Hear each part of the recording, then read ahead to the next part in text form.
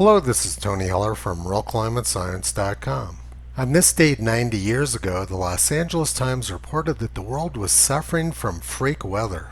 America has drought and heat waves. Europe suffers from rain and cold spells. Indies and China hit by heavy floods. The world groaned with weather complaints this summer. America had drought and extraordinary heat waves. England had the coldest, wettest summer weather within living memory. Southeast Central Europe experienced late spring, and in June so hot schools had to be closed prematurely. The deadliest flood on record occurred in China during August 1931. 4 million people died. An incredible 50,000 square miles of China was flooded.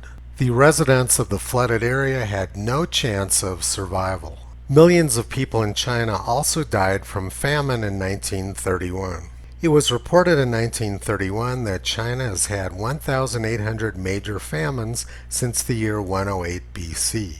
In the 2 years famine of 1877 and 1878, it's estimated that nearly 10 million people starved to death. So many millions of Chinese died in the famines of 1887, 1889, 1911, and 1916 that enumeration was little better than a guess. And the famine of 1931 wasn't just in China. People were starving in the United States as well. In 1931, there was a terrible drought from coast to coast, and people in many states were starving. Forest fire burn acreage in 1931 was second highest on record since 1926. 1930 and 1931 were the only recent years when more than 50 million acres burned in the United States. This year's burn acreage so far is down nearly 90% from 90 years ago. In 1931, 93% of the United States reached 95 degrees Fahrenheit or 35 degrees Celsius sometime during the year. Since then, the percentage of the United States which gets that hot has decreased sharply, with this year among the lowest on record. The areal extent of hot weather has decreased sharply in the United States over the past 90 years, as has the frequency of hot days. During the 1930s, almost 8% of days in the United States were over 95 degrees Fahrenheit, but in recent years it's been about half that. During 1931, 100-degree temperatures covered the country from coast to coast, and many places had 110-degree temperatures, shown with these pink dots. Now let's compare the extreme heat of 1931 to this past summer. You can see that the summer of 2021 was nowhere near as hot as the summer 90 years earlier. 1931 and several other years during the 1930s were much hotter than what we had this past summer. Yet government agencies and the press are gaslighting the public with stories like this, claiming that this past summer was the hottest on record. The reality is that outside of some parts of the West, this past summer was one of the least hot on record in our country. Yesterday I showed you temperatures for July 4th, 1911 reported by the Boston Globe. 106 in Boston, 110 in Andover, New Hampshire, and 112 in Gray, Maine on July 4th, 1911.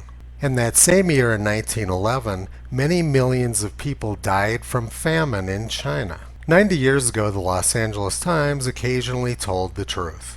In 1931, the LA Times was aware that flooding was killing millions of people in China. But now the LA Times blames much less extreme weather on climate change. This flooding in China doesn't look quite as bad as the flooding from 90 years ago. This week in 1938, New England experienced their worst hurricane on record. This is what Providence, Rhode Island looked like in September 1938.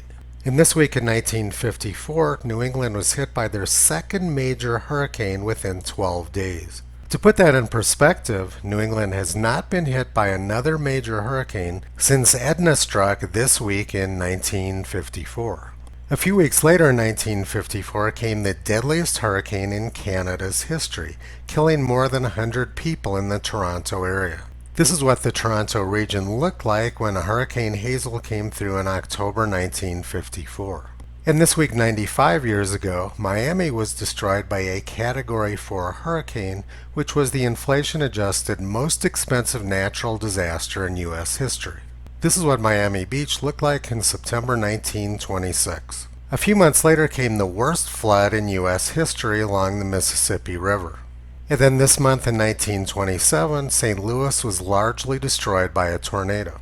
A few weeks later in 1927, Vermont had their worst flood on record. The Red Cross said that floods and tornadoes made 1927 the worst disaster year in their history. But the LA Times wants the readers to believe that the same weather we've always had is being driven by something called climate change. It's unfortunate that LA Times editors don't seem to read their own newspaper. If they did, they might not be quite so ignorant about history. Toto has been pulling back the curtain on this gaslighting for the past 13 years. You can visit him, Kyrie, and Caesar on the web at realclimatescience.com.